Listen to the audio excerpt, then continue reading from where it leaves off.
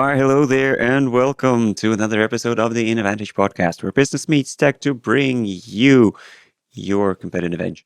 As always, I'm your host, Max, and it is my ongoing job and duty to explore that ever-elusive edge between business and tech and to find out what's going on between the two. And today's topic is a very interesting one and a very unique one because we are going to be looking at creativity. And we are going to be looking at creativity through the lens of many different cultures, how those cultures approach the creativity, how it is developed, whether or not it's a universal human trait. And to help me on that journey is one Fredrik Haren, who is the creativity explorer, keynote public speaker, and an author. So Fredrik, welcome to the show. How are you? Hey, thank you very much. And I love the fact that you used the word explore to describe what you guys are doing. So I think this is going to be a very interesting discussion. So tell me, how did you come to this point in your life, in your career, that you become the creativity explorer? How does that work? Well, to connect you to you guys, I wrote my university thesis in 1994, I think, and the title was Internet and Marketing. And at the time, my professor told me, "You cannot write about this. This internet thing is not relevant for marketing." But I convinced him to do it, and I wrote my thesis on it. After the end of the 10 weeks, he came to me and said, "Do you mind if I take some of your points in your thesis and put it in a book?" And then he published a book called Internet and Marketing. So there you go. 10 weeks can change our world. And by doing that, I was an instant internet expert because I had studied the internet 10 weeks more than anyone else. And then, that's when I learned that expert only means that you know more than the audience. So at 27 years old, I was asked to, go and do speeches about this new thing called the internet. And I did that. I started an internet company. I ran it for 5 years, and then we sold it in December 99. So in 2000, I said to myself, now what am I going to do now? And I said, I'm going to study creativity. So for the last 25 years, I've been studying creativity to understand this amazing human power that we have and to understand how we can become better at becoming creative. And I do that by interviewing really creative people. So that's what I do. I've been doing, as I said, 25 years, 75 countries and thousands of people. So why then creativity specifically? Why did you decide to focus on that particular trait above every other trait? Two reasons. The first reason is that I realized that what had drawn me to the internet was not the technology. It was the fact that it was new. Because when the World Wide Web came, no one came from the World Wide Web industry. They came from management consulting, from software development, from advertising. So it's like when there's a volcano, it creates a new island. There's no life on this island. So everyone just comes and tries to build a new life on this island. It was such an extremely creative period in business because no one could tell you how to do it. I remember we were doing an advertising game for Adidas, and it's like, how do you do advertising games on the internet? No one knew. You had to invent it. Now we can look back and say, well, you can do it like this or you can do it like that. But at the time, no one knew. It was such a liberating, free spirit during those first 5 years. And then around 2000, I realized I never really liked the internet, the technology in itself. I liked the fact that it was new. So I said, okay, from the rest of my life, I'm going to study this ability to see new things and create new things. So I stopped focusing only on creativity and internet, and I just focus on creativity. That's an interesting point. Like, basically, you were there during the .com bubble where the internet was just becoming a thing. But since you sold in 99, I guess it was just before the bust, right? Yeah. We sold at a good time. For everybody doing an AI startup, I think that's a very interesting lesson to learn. You need to sell at the right time before this whole thing blows over. So you mentioned like 75 countries. Is that a goal of yours? Was that something that you've set up? Like you need to visit many countries to explore creativity, or is that something that happened just naturally? No, it was a deliberate decision around 2005. That's when I left Sweden and I moved to China, and I decided to study creativity in China. And then in 2008, I left China and moved to Singapore, and that's when I decided I'm not going to just study it in Singapore, because Singapore is a tiny country. And I said, I'm just going to be studying creativity regardless where it is. And the goal is not 75 countries, the goal is 100 countries, so still 25 to go. That half of the world's countries I want. If I've studied creativity in more than half of the world's countries, I think I have a pretty good understanding of what human creativity is all about. Then maybe I should also add that about 5 years ago, I decided to also study creativity, not in just a lot of different countries and cultures, but also in a much more diverse kind of people. So I still interview entrepreneurs and CEOs and famous creative people, but I also interview people like in the slums of Mumbai, or I went to nomadic people in Mongolia, and I went to North Korea. What can we learn about creativity from the North Korean? I want to understand creativity from all kinds of people, not just the ones that always gets interviewed. And that became much more fun. I can only imagine. Like, so I don't know even where to start asking the questions, but is there any like particular example that comes to mind that you like love to get back to when it comes to creativity that you found out in one of those countries? Well, the fascinating thing that is like there's every time I go somewhere, you learn something. I'll give you the last one. The most recent. It's actually not. No, it's not the most recent one. It's a couple of like 2 months ago. I was in Bhutan, and I interviewed the former minister of tourism about creativity in Bhutan. What can we learn about creativity from Bhutan? And he told me this Buddhist approach, and he said, I think it's a very good quote. He said, "You Westerners, you're so obsessed with creativity as a way of expressing yourself. You talk about creative expression. You're creating things. You're putting out things to the world. You're making the world better. You're creating stuff." But he said creativity is not an outward journey. It is an inward journey. He said creativity at its core is about understanding yourself better. And I listened to it, and it totally changed the way I look at creativity. And when I think about it, anything that I have created that is anything truly meaningful for me has meant something to me. It has developed me as a person. And the good thing with this approach is that even if you fail, you can still learn something about yourself. And then the output is just a bonus. Interesting. Interesting. So, yeah, like I've never looked at creativity that way. I agree. Yeah. Like my default thinking about it is definitely the Western approach, like expression, creativity, like you use creativity to create something else, and creative expression in one way or the other. But it does sound like a very interesting thought to look on the inside as well, to look inwards through creativity. That's a very You interesting can actually approach. provoke yourself a bit too and say, if you created something and did not learn something about yourself, was it really meaningful creation, or was Hmm. it just was it just work? Yeah, I think that's a very important kind of piece or a very important part of art, generally speaking, not just creativity as a whole. Like it speaks about yourself as much as anything else that you're trying to create. That's why, like, you can always recognize particular authors when they create the same kind of thing, because the internal thing is very important when you create something. Yeah, and it's more authentic, it's more real, because it's something about you that you learned by doing this. And we get to join you on that journey when we look at what you created, regardless if it's art or business or whatever kind of creativity it is. Yeah, yeah. Interesting, interesting. I've never honestly given that much thought to creativity, but it is a very expansive thing and very universal to the human experience, I guess. And coming back to you and your findings, basically, half the countries in the world. So, what do you think about creativity? Is it universal, or is it very different between cultures, and you have to kind of keep that in mind? Yeah, good question. Well, the answer is both, right? It's Hmm. kind of like someone described me as the Anthony Bourdain of creativity, and I love that. I'm very honored by that, because you could ask him the question, how is food? Is it universal or is it cultural? And I'm sure he would say both. So Oh yeah. Filipino food is very different from Indian food, which is very different from Italian food. So yes, there are huge differences. But at the core of it, the love of cooking and creating food to bond people together is a universal human trait.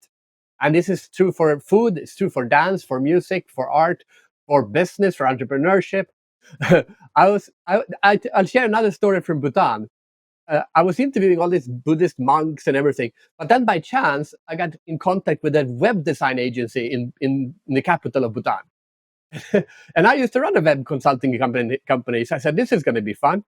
And I walk into this, but the capital is amazing. It's like Shangri-La. You see the mountains and everything. And then you walk into this office, you take two flights of stairs up, and boom, you are in a web design agency that could be anywhere in the world. It could be Stockholm or Berlin or Singapore or Bhutan.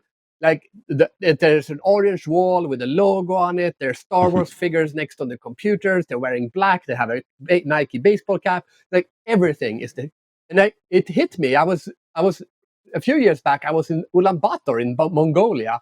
Same thing. Outside, there's like nomadic people. You walk in and boom, a web design agency. It looks exactly the same wherever you go in the world. That's fun. That's fun, honestly, because yeah, the web design agencies like in this part of the world in Europe basically also look more or less the same. They look exactly the same. And I think this is beautiful because it connects humans on a level that we generally haven't been connected on, like globally. We've been connected through religion or culture or region, countries. But now we are connecting, like I'm a speaker and an author. I'm connected to authors and speakers all around the world. This is my tribe. This is maybe this is the tribe I identify with the most. And I have speaker friends in over 100 countries, which I communicate with. And that spreads understanding of humanity on a level we haven't really experienced before. Yeah. Yeah, that's true. That's true. Plus the interconnectedness that we all have right now, like it's much easier to do that. Like, for example, you're on your personal island, as far as I can see right now, right? And I am in the studio, and we can still talk pretty comfortably.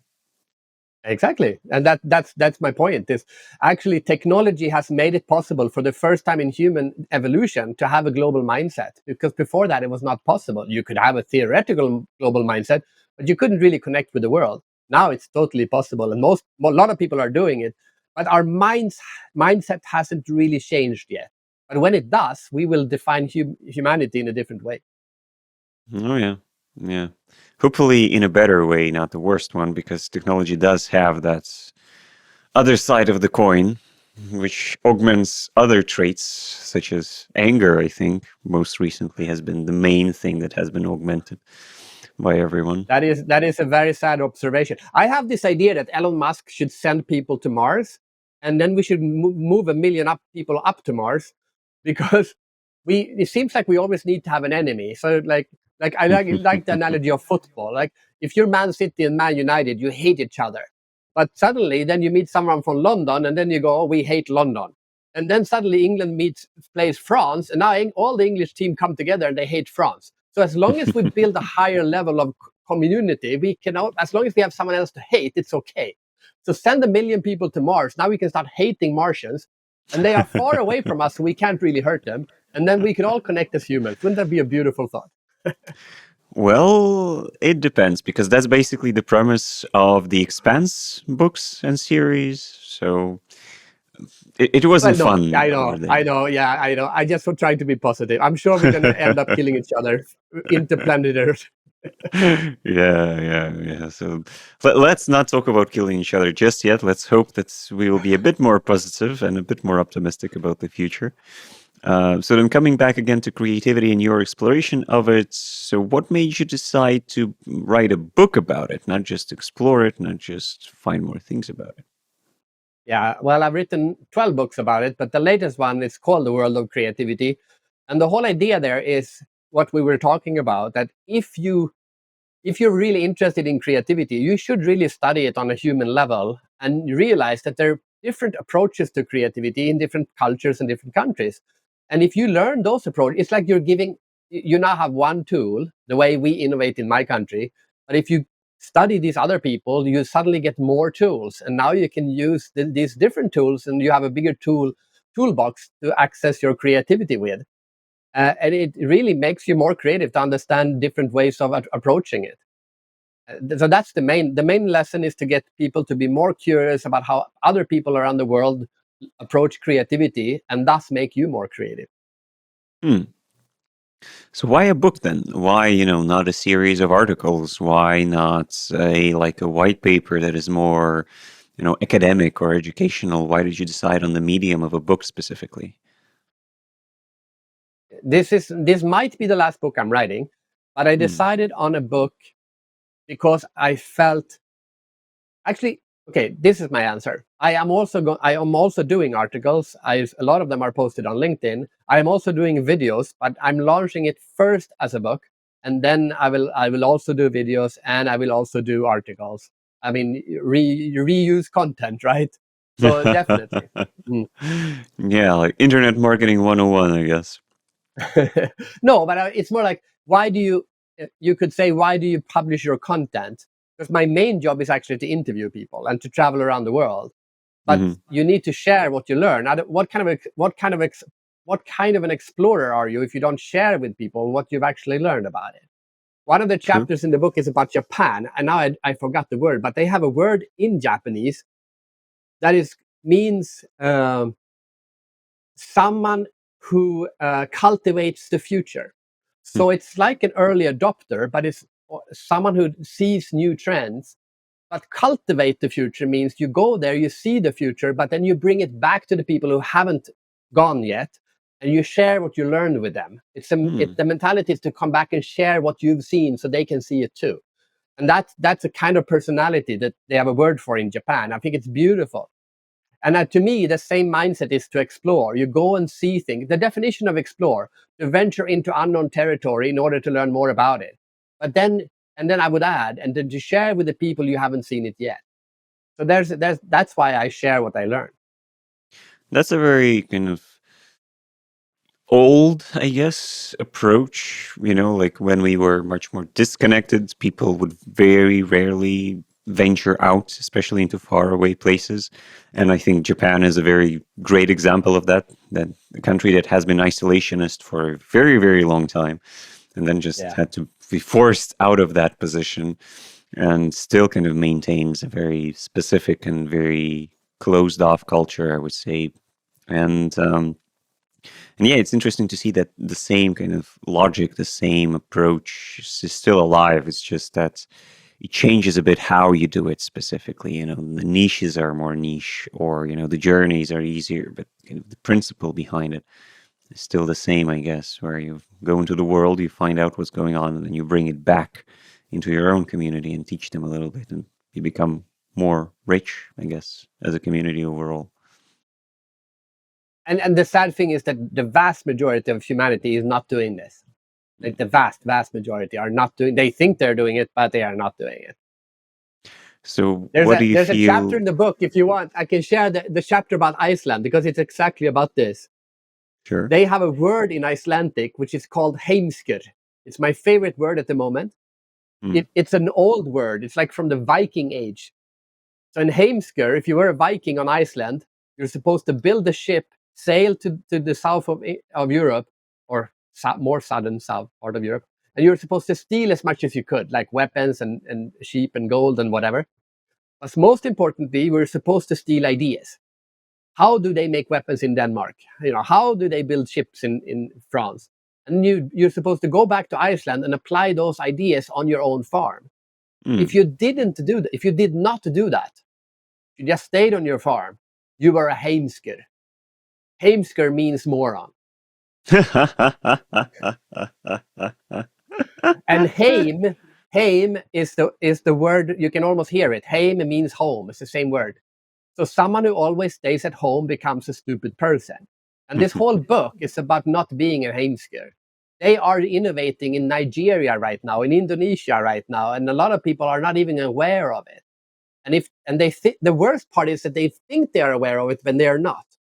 That's the scariest part. A lot of Westerners, oh, I know what's happening in the world. You have no clue, man. You have no clue. So, what's then the kind of the gauge that you need to apply to yourself? When do you become aware of what's going on? Do you need to visit half the countries in the world, and only then do you reach that kind of enlightenment? Or even if that is maybe is not even enough. So, when does it Well, happen? I think it's not a competition. It's kind of like the only thing you should say is, do I have a more human mindset today than I had yesterday? That's all. Mm, Like, I'm extreme in this sense because it's my job. So I go to 15 to 35 countries per year. I interview one person almost every day on Zoom if I'm not traveling. So no, you don't have to do that because I do this full time. But you Sure. you can check your Facebook and LinkedIn and say how many posts how many of my friend list are not from my country, and you can say maybe I should have a few more that are not from my country, because suddenly you get a totally different understanding of the world when you see what your friends from Bangladesh are posting about right now on Facebook, which is different, and they translate it for you, so you don't have to worry. Yeah, yeah, that's true. That's true. It's an interesting, I like to say to business. I know this is a business podcast. When the globalization took off, it was think global, act local, right? That was the mantra. And now we're yeah. going in the other way, which is just temporary and stupid. But my mantra is think human, act humane, and that's a totally different mindset. So can you maybe delve a little bit into that? What does that mean? Think human means that you try to see the world through the lens of what we all have in common. Like, we are in different countries, we have different cultures, different ways of doing things, and that's fine. But at the core of it, we humor, love, hate, these things are universal. If you focus on the universal needs of humans, you automatically tap into the big markets, right? Develop a product that works on humans. Don't develop a product that works for Swedes. Don't define yourself. Don't define your identity or your company's identity on a country. It Mm, only limits your thinking. interesting. Build a truly global company from the start. Disconnect your company from your country from day one. Interesting. Like, is that possible for Yes, everyone? of Like, course. Like hmm. I like the guys who developed Angry Birds. I'm pretty sure you know where they are from, right? No, I do not. Sweden, Okay, I there you think. go. That just shows my point. Because though they are from Finland, but no one knows Oh, it's a Finland. Finnish company. No one cares it's a Finnish company. It's a mobile game company. We'll take Sure. another one, KPMG. Where are they from? I would have Where's the guessed. headquarters? Where's the global headquarter of KPMG? Hundreds of And thousands of employees. Where's the headquarter? yeah, they're so huge. I don't know. I would have guessed the US, but No one knows. No one cares. Actually, if I'm not wrong, they have moved the global headquarters from different countries because the new CEO wanted to be in Hong Kong, so he moved the global headquarters to Hong Kong.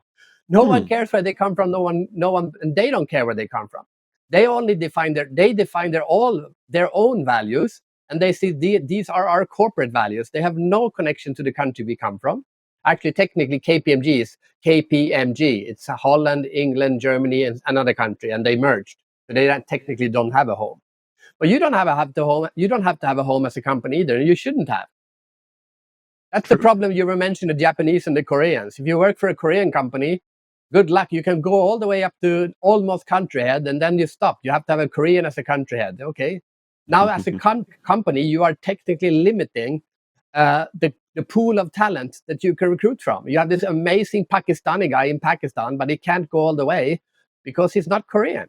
What's the benefit there?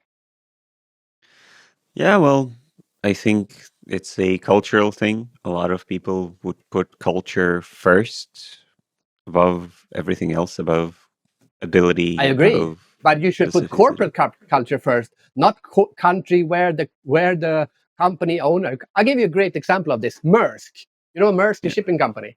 yeah. Where are they from? Don't know. Denmark. They're from Denmark. Denmark. Okay. Yeah.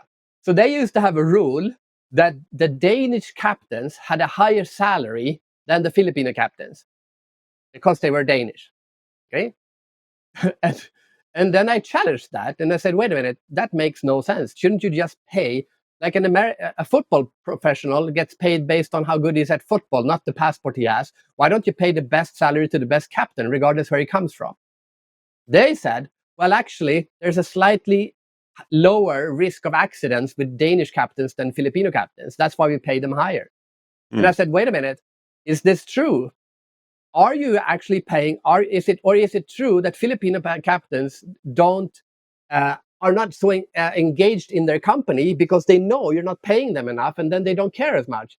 If you pay them salary based on their accident rate, then you have an argument, but you don't. You pay them based on their passport. And they looked True. at me and said, "Yeah, you actually do have a point. Maybe we should pay them based on their accident rate, not their passport." then you're running a company based on your company culture, not the passport of the owner.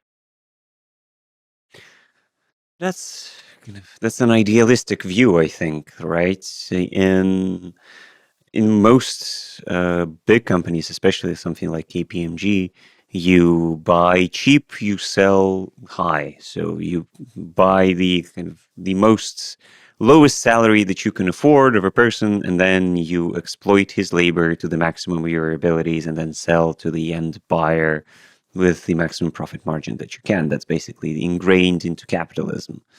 So is that something that can be combated? Like, is that something that should be combated in the markets where, your competition will do that if you do not do that?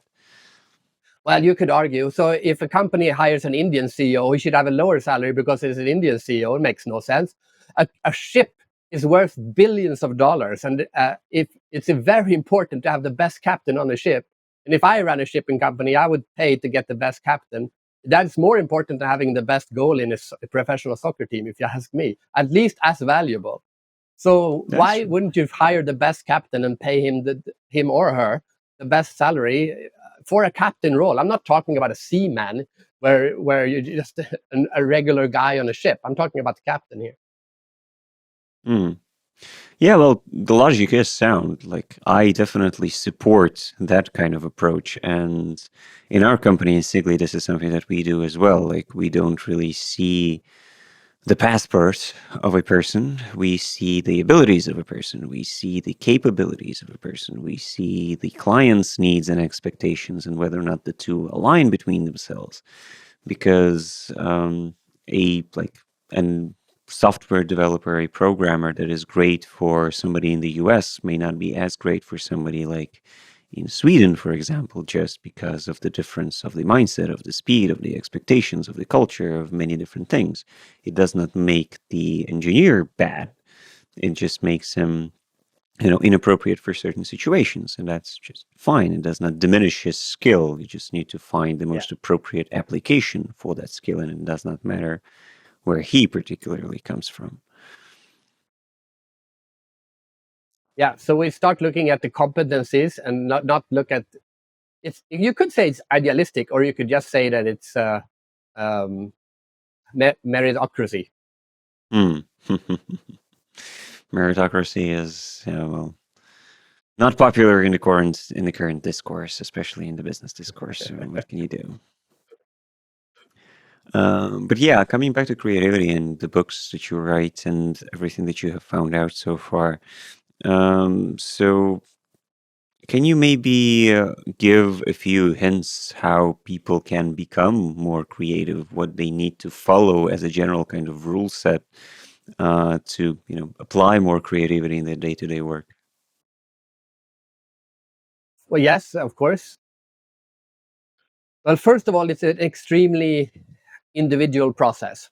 Like some people, okay, I'm an introvert. I like to be by myself when I come up with ideas. That's why I live on an island. Some people are extroverts. They are the most creative when they are together with other people, so they should be with other people. So first of all, it's an extremely individual process. And the best thing you can do is to really process your own creative process. And I like to tell people, just start a microphone on ChatGPT and just brain dump anything that is relevant about your own creativity. When you have your best ideas, when you have the worst ideas, what kills your creativity, explain how you work, and all of that, and then ask it to summarize it, to describe your what is your creative process look like, as if you were a creativity consultant. It's very valuable. But if I should give one advice, I like to. Can I share an example from Thailand? Sure. I see nothing against Okay, Thailand. so I interviewed this person in Thailand, which is an origami artist, and she makes beautiful paper flowers. And I was talking to her about her creative process, and then I said, "Okay, you're an artist. What happens when you have a block? Like a creative block, like writer's block or creative block?" And she looked at me and she goes, like she didn't really understand the question. So she said, "Well, I go to Starbucks." Okay, I said, "What do you do then? Like, are you thinking about the problem? Are you having anxiety?" She goes, "No. I I drink my coffee. Okay, and then what do you do? I finish my coffee and then I go back to my work and then I continue my work. What I realized when she was talking is she had no understanding or record, like the concept of creative anxiety didn't exist for her. Mhm. She basically said to her, if I have a block, nothing I can do about it. I'm just going to do something else until the block has dissolved itself, and then I go back to work. And after interviewing her, she called it an idea nap, like a power nap. When you're tired, you take a power nap. When you have a block, you take an idea nap for it. Just leave it for a while and do something else. After interviewing her, I don't have creative anxiety anymore. I just realized that creative anxiety is a Western concept. Like, Hmm. you don't have to feel bad about creating stuff. You can just do it without the anxiety, and it really makes creativity much easier. Well, as somebody who has to do some creative stuff myself, writing scripts and whatever, right? You do come up to a situation where you just stare at a blank page and you just know not what to write, what to put on that blank page. You just don't feel the energy, the idea, nothing. You just reach out for the creative juices and there's just nothing there. So, Yeah, like, I don't know. That sounds and go to like a Starbucks. dream Go come to true. Starbucks then. Do something else, and then go back to it. Because having anxiety about it is not going to help. That's true. That's true. Honestly, now reflecting on how I usually approach it is definitely very similar. That it definitely cannot be forced. Like, I cannot just force myself to be creative when I just cannot be creative. I can kind of just reboot myself a little bit, and it does Hmm. involve doing something else or just switching off the task for a time and then just waiting for inspiration to come back. But then you have other people who are total opposite. They don't create anything until there's until they have this deadline and they have to do it, and they have a huge amount of anxiety. So I mean, whatever works for you. Just like I say, introvert, extrovert, anxiety Sure. person or not anxiety person. But to think that you have to have anxiety to be creative is a myth. It's not true Hmm. for 95% of people. Yeah, well, I feel that a lot of the problems that a lot of people face are due to the lack of that self-actualization, where people don't really know whether they are introverted or extroverted because everybody has traits that are either there or there. And a lot of people call themselves introverts when in reality they have social anxieties. A lot of people call themselves extroverts when in reality they are just very sociable and don't really gain that much energy from extroversion, and they are actually introverts, but very sociable introverts. So, Yeah. like, there's this very in-depth discussion that can be had about who you really are and what drives your creativity. And if you understand that, then you can be much more creative. But if you do not, then it becomes a problem, I feel. I interviewed one guy. He is the former marketing director of Twitter, but he used to work for a Korean company. He calls it ideation empathy. So ideation Mm. is the art of coming up with idea. Yeah. Ideation empathy is your ability to empathize with how other people come up with ideas, what their creative process is. And you have teams, right? So Yeah. he was saying that you should, if you create a team, a temporary one or a long-term one, the first thing you should do is have everyone go around the table and talk about what is your creative process. Like, for example, if I was in this group, I would say I'm an introvert. So when I sit in a meeting with other people, I might look like I'm bored or irritated. I'm not. I'm just a little bit uncomfortable. So don't let me pull down your. I'm not angry at you. I just look this way. Now you know this. Or someone else can say, if you need me to be creative, you need to provoke me. Another person might say, you can't provoke me. I freeze if you provoke me. Now you Mhm. know how everyone else in this group creates the best. Now you can adapt and work together. Most people have no clue how the other people in their group work the best from a creativity point of view. What a waste. So, what's your advice then? Every time a team is created, you just sit down and just kind of write a bio about yourself, like what makes you the most creative, I guess. That would be your advice. First meeting. Hi, my name is Fredrik. This is how my creative process works as an individual and as a group. Next person. Takes Hmm. 5 minutes to go around the room. Okay. That's an interesting one. I'm going to try that one. I Yeah, will you try should. that because I If you definitely didn't do if that the before. creative process becomes worse after that, I'll give you $1,000. I will hold you to that. I doubt that will happen, but if it It does might not happen, improve, but to make it worse, I've never met anyone where it made it worse. Empathy, creativity, empathy, in ideation, empathy. And ideation, empathy, interesting. funny thing is, 99.9% of groups don't do this.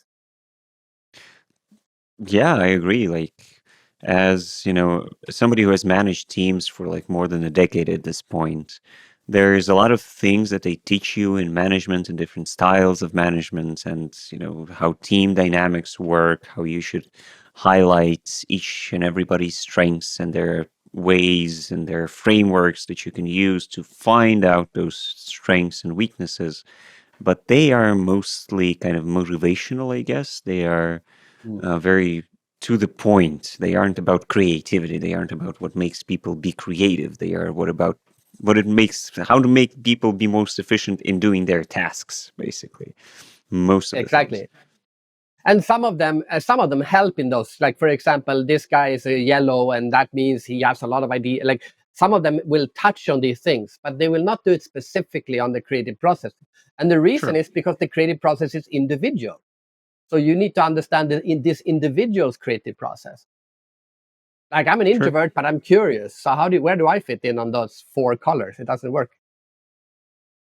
Yeah, like trying to label everybody into very neat types is always kind of redundant. It's always not right, not 100% right, at least. Yeah, there are some things that you can definitely kind of exaggerate and generalize, but it's never 100% true. There's always outliers. There's always something that does not neatly fit into a framework. And also, it can even be in the moment. Like, I'm just going through a divorce right now, so if I might be more easily annoyed at things you say to me. Normally I would not mind if you provoke me, but today at this moment I do. Like, let's go deeper. It takes 5 minutes. Well, I'm sorry to hear that, first and foremost. But That was a yeah. made up example. But empathy is important. Empathy is important. And I think that is also a very underrated quality to a lot of business activities, specifically, and general kind of human interaction, where you have to highlight that, people have good days and bad days. And sometimes they are very approachable and they're easy to work with, and sometimes they are not. And it's not due to your influence, it's because something happened that you just do not know. And if you know about it, then it becomes much easier. Yeah, and the key is actually not empathy. I mean, that's super important, but the key is curiosity. Because curiosity is empathy. Empathy just means I understand how you are. Curiosity means I care about you enough to want to know more about you. So the word, I'll give you some. I love etymology. I hope you do too. So the word curious comes from the root cura, which is the same root as the word care.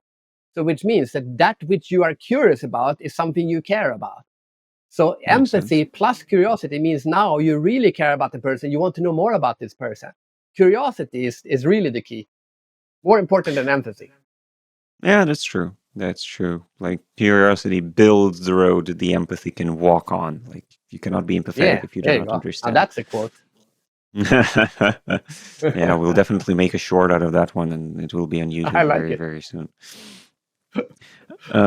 So maybe have you noticed any similarities or dissimilarities between different types, maybe of businesses and environments? So we've touched on it a little bit, and it's a very interesting example that you've brought up in web companies all looking the same regardless of where they're from. Is there any like systemic similarities in approaches to creativity in particular business industries, maybe, or maybe particular countries versus others? Well, I gave you one that they were all similar. I'll give you one that where they are different. Mhm.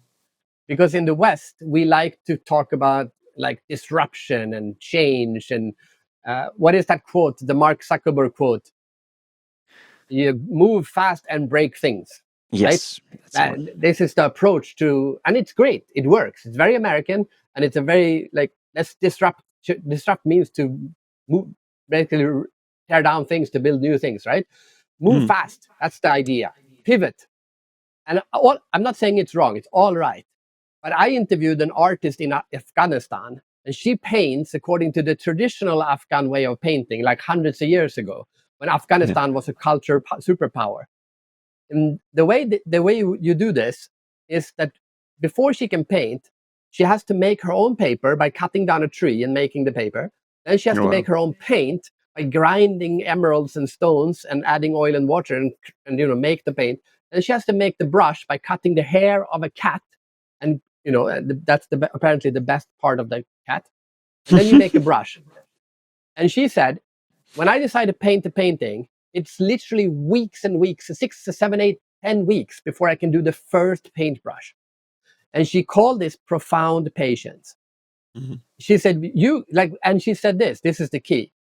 When I start to paint, it is never what I thought I was going to paint when I had the idea. You guys, you order everything on Amazon, and within 1 hour in a drone, but that today, 24 hours later, everything is there, you start to paint, which means you're not painting the best idea. The idea of thinking about it thoroughly for a long time before you actually start doing something, that profound patience of creativity makes your ideas much better. And compare those two. They're super different. None of them is incorrect. They are both correct. But now we have two tools in our toolbox, and we can decide which one we're going to use instead of just only having the faster one. It's a very insightful way of looking at things. I think technology kind of takes it away a bit from us. The kind of the slower approach, the ability to think things over before you actually do them. And yeah, Sleep there's on this it. whole yeah, Sleep on it, yeah, right? basically, right, Mm. yeah. And a lot of the current discourse is surrounding the kind of the issue of the attention spans, right? Like Yeah. children's attention spans are just non-existent nowadays, and for grown-ups as well, it's very hard to focus when everything that you're surrounded with, you're being bombarded by endless things. It's always something every single second of every single day. It's impossible to just wind down and be slow. You have to be fast. You have to be faster, faster, faster, faster, faster, faster. And yeah, that's a very American Yeah. thing. So, That's true. so a good question to ask yourself is, am I setting aside reflection time enough? Do I have enough reflection time? Yeah. I think the most honest answer for a lot of people is no. Like for me, definitely no. I often don't have time to reflect.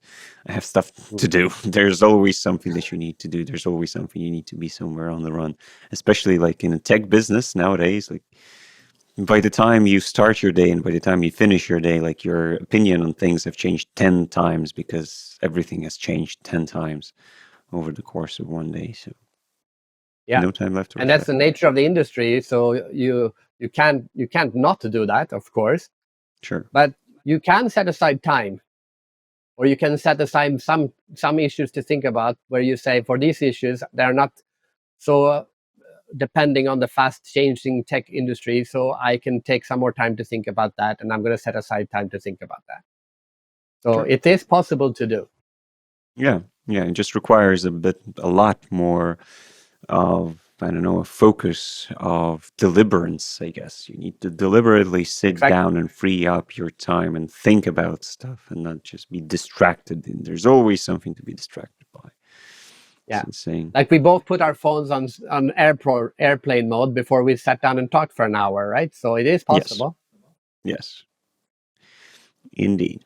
Indeed. And honestly, like right now, when I'm actually recording something and during those recordings are one of the most peaceful times that I have in my work day because I cannot be distracted by anything else, even if I really want to, even if I don't know, have this urge to check on like Reddit on news and what's going on and whether or not the war has reached our borders yet or something. I just cannot. I'm in the conversation. I'm being recorded. I cannot just pull out my phone and stop scrolling. So yeah, But it's some also, processes are more. as I said, I mean, etymology fanatic. So inspiration, right? That's all I need. I'm so inspired by all these things. But what does inspiration actually mean? What's the meaning of the word inspiration? It means to breathe in.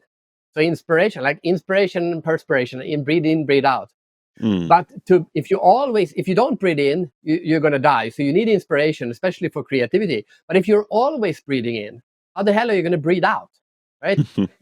And to create Yeah. something is to breathe out. So you need to set aside time where you say, okay, I have enough inspiration now. Okay, turn the phone off. Now I'm gonna create something. And when I breathe out, which is the expression of yourself, and I breathe out, I'm gonna turn off the inspiration for a while and make something, create something. I go to 15 to 35 countries a year, but I also, for the last 2 months, I've been on the island, and I traveled once since beginning of June. And I isolate myself with my family on this island for over 2 months every year. That's when I do my thinking and my writing. Sounds very kind of balanced, very zen to have that capability of, breathe in, breathe out, focus Yes. enough creativity, and then create something. But in reality, I think it's much harder to get to that balance, to understand whether or not you need 2 months or 2 weeks, whether or not you want to do it with your family or alone, whether or not you want to do it on an island or in the mountains. So there's so much individuality towards that we already talked about Well, as Bill well. Gates, he was a pretty busy man, but he had his reading weeks. He would, for 2 weeks, he'd go away to a cabin and he would read books for 2 weeks. That was his way of doing exactly this. So if Bill Gates Yeah. can find the time, so can we. Yeah, I agree. I agree. It always seems more important than it actually is, especially in hindsight when you look back and then you can't remember like 75% of things that you have been worried about and focusing on. Yeah. So then let's talk a little bit about the future of creativity. How do you see it? Will the current technological landscape be a benefit to it or a downside to it? So we've touched a little bit on it, and you've mentioned yourself, like just talking to ChatGPT to help your creative juices flow. Um, as the next step, as AIs evolve, as technology evolves, as more platforms yearn for more of our attention, how do you feel? Are we going to be more creative or less creative or the same? Yeah. Okay. So I thought a lot about this. I'm extremely optimistic. I think AI is the biggest creativity tool that mankind has ever created, and the one we had before that was the pen, which was 5,000 years ago. So used right, AI is an amazing creativity tool. Used wrong, it is going to kill creativity. I do the comparison with the calculators. When we invented the calculator, I'm pretty sure everyone said, "Look, the calculator makes you stupid. People can't do 56 times 72 anymore," which is Yeah, true.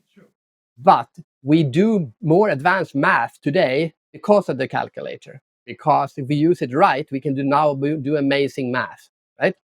Unless we are a savant who doesn't need a calculator for even advanced mathematics. And it's the same with AI. Used right, if we just ask it to create stuff for us, then of course the muscle is going to shrink. We're not using it. Like we don't remember maps anymore because we use the GPS. But used right, it's an amazing tool for creativity because it can help you think in new ways. It can become a brainstorming partner. I'm going to share some ideas with you. I want you to take the role of Elon Musk or a very skeptical professor or my dad and give me feedback on this idea. For example, like how did you do that before AI? It was impossible. You had to do it yourself in your imagination, which means you're doing it. You need someone else to do this. You can ask it to give you here's my problem. Give me 1,000 ways. Give me 1,000 ways of defining this problem in different ways. And then you read 1,000 problem definitions. You would never do that. You will define 10. Then you get tired of it. sure. I heard a beautiful example of AI. There's a kindergarten in Stockholm that put ChatGPT in a microphone in the kindergarten and told the kids, if you have a question, you can ask the computer. Now children in kindergartens, 5 and 6, would have questions. Why do kids stop asking questions? Because they learn that the adults will not answer them anymore. ChatGPT never gets tired of answering them. Think about this.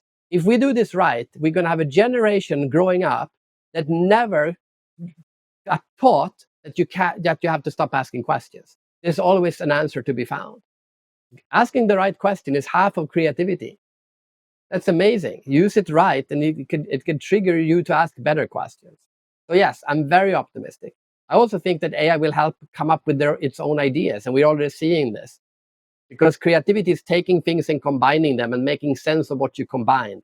And now AI can actually do this.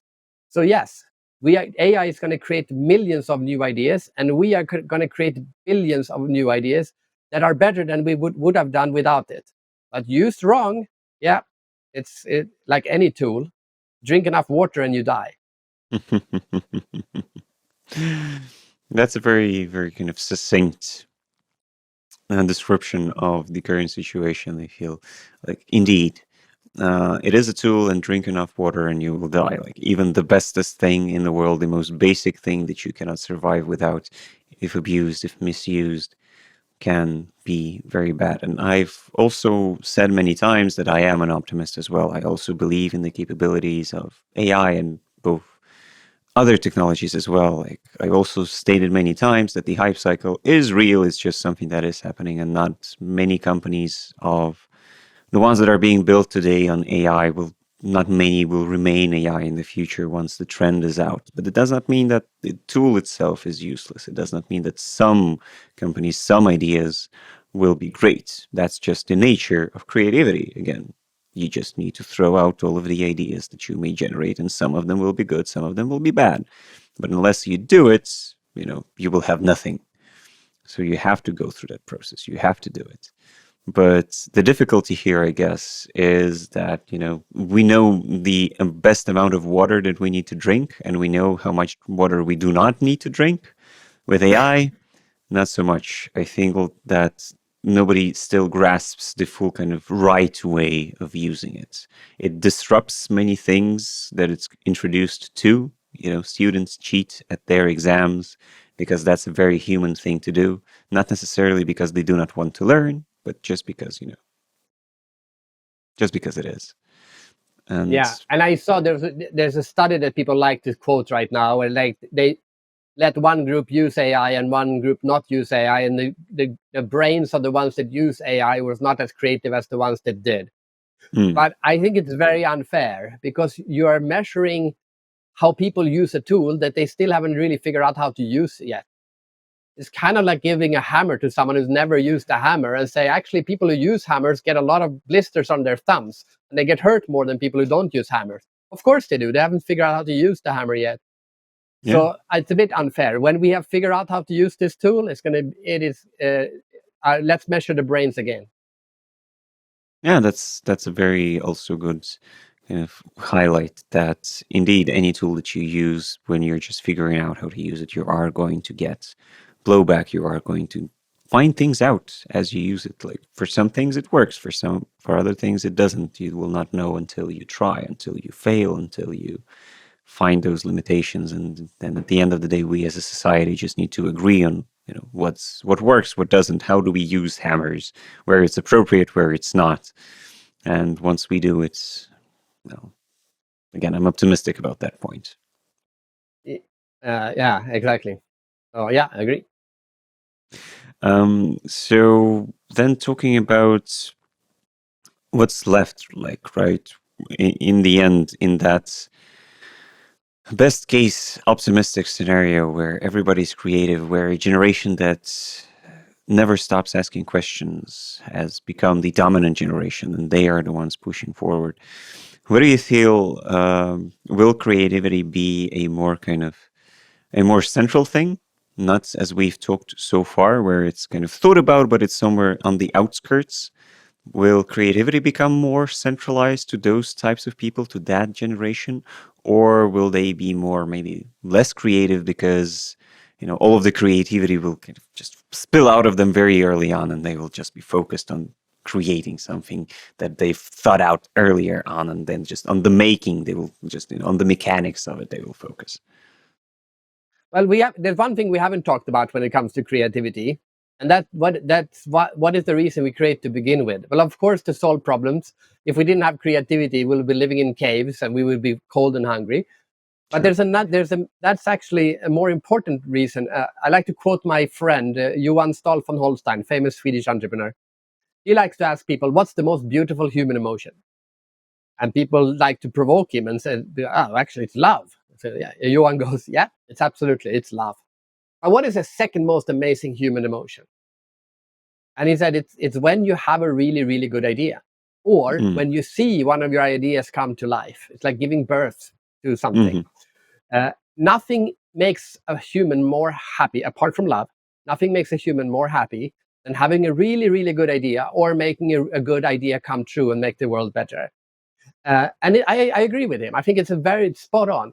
So yes, creativity will become more important for us, not only because we will solve more problems, but because it makes us happier. It makes us more content. It makes us feel alive. Creativity is the same word as creator. Creator is the same word as God. We feel divine when we are creative. Why wouldn't we aim for that? That's a very great sentiment. Honestly, yeah. I never thought about it that way, but again, it's hard to disprove. It's hard for me to give a counter argument. Not that I really want to, because at the end of the day, creativity is something that, for me personally, has always been kind of an important part in everything that I did. And one of the reasons why I took the career path that I have in the end. And it defines a lot of my life at the end, because there are a lot of things that are less creative that I decided not to do. And then there is what I am doing, which is much more creative in comparison.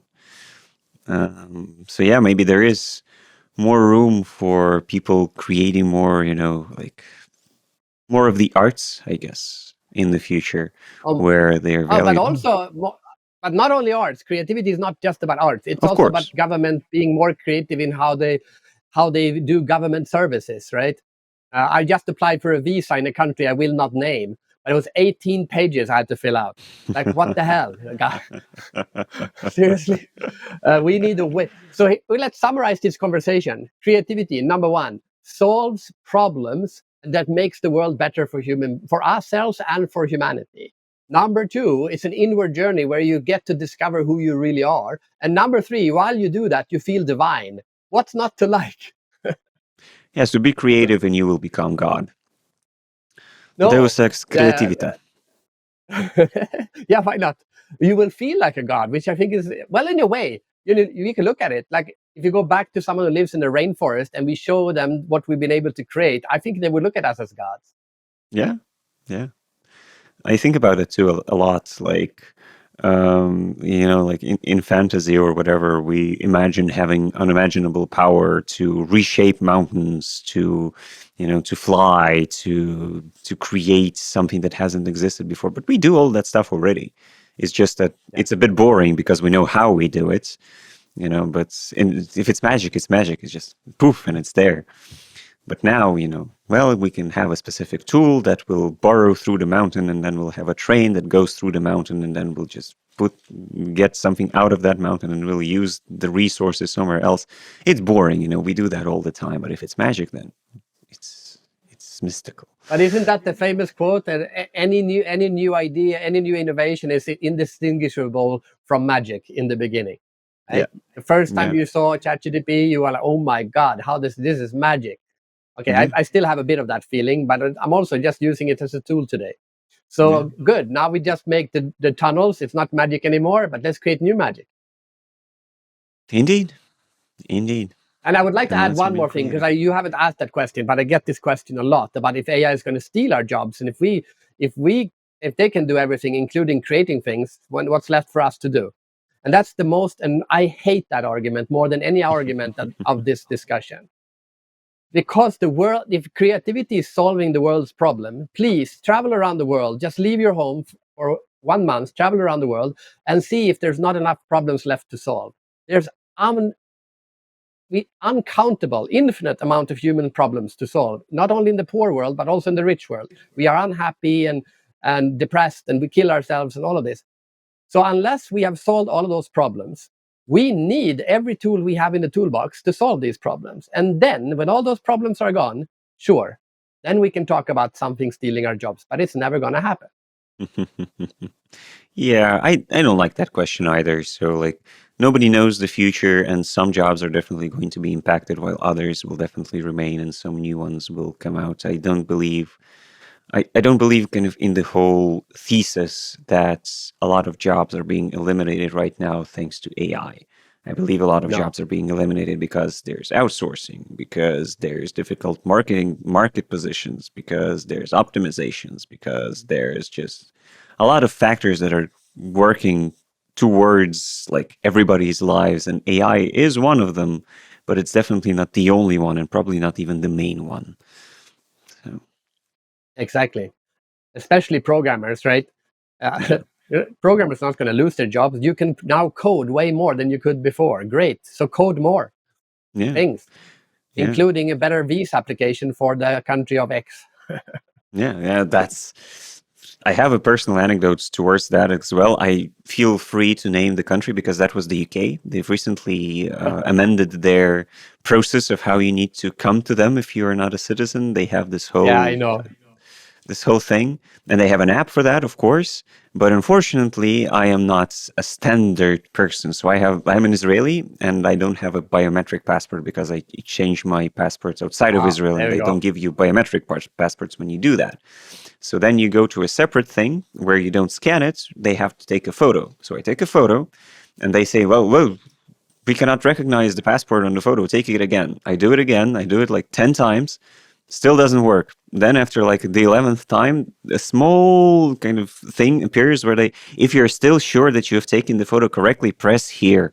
And I press there, and only then can I move forward. And I'm not going to tell you the whole story because it took me 2 weeks to get to that point to actually have my passport scanned and just approved, even though I have the full rights to travel to the UK. And I recently that the whole process did not exist, but now it is. And I'm sure it could be a little bit more efficient than that. But And I need to add to this because people say, yeah, look at that. That's government. They don't know how to innovate. We need to be more. They need to be like Facebook and Google. I have the exact same problem with Meta. I cannot log into Facebook and haven't been able to do that for 6 months on my phone because my two phone authentication app is not on my phone anymore. So now I need to upload a government ID, and that they have a bug in that system. It doesn't work, and they don't even have that thing saying, "Are you sure?" There's no. It just becomes a gray button, and I'm stuck there. And I've been talking to the support for 100 emails back and forth, and they still can't help me, and they haven't fixed the bug. This is Meta. They can't yeah, even fix their login function. Come yeah, on. yeah, yeah. So yeah, I agree. Like, please, governments, do not be as the big tech corpos. Please don't. Like, you're No, not please don't. ideal, but that there's still some good stuff that governments do. A lot of it. For example, Yeah. here in Lithuania, our e-government systems work pretty well. I've had no complaints so far. A couple of clicks, and I do most of my things online, and I don't have to think about it at all. So that works. So then, to kind of round up and sum up our discussion, what would be your advice to maybe business leaders, tech leaders, or maybe people in general? How can they prepare for that idealized future where creativity will be at the forefront? Okay, I would say for leaders, I would say don't focus so much on developing the creativity of your people. Focus on developing your own creativity. Because when they see, oh my God, look at our leader, he or she is so creative in everything that he or she does, they will be inspired by that, and they too will follow. Creativity is inspired. It's not what do you call it, mandated. It's like children in a way. They don't do what we tell them to do. They do what we do. So if you want to have creative children, be creative as a parent. If you want to have creative employees, be creative as a boss. That's some great advice. That's some great advice. I can get behind that. I will try to apply that myself, and hopefully that will be And more unfortunately, beneficial to my entrepreneurs employees. generally are able to keep this for longer. But people who are promoted to bosses as employees tend to become more scared and more focused on doing the right thing the higher up they become often, and that is a problem. That is actually a Yeah. big problem. Yeah, well, it's again a human kind of thing where you get more responsibility and less control over the outcome. And there's this particular fear of doing the wrong thing, of moving in the wrong direction and making the wrong choice. So you kind of have to find a middle ground. And a lot of people can do that. A lot of people succeed in that. A lot of people cannot and do not. Yeah, what can you do? True, but creativity is literally the process of having more options to make sure you are making the right choice. True, true. Like I again said many times already that on this podcast that business is about failure like, more than about success.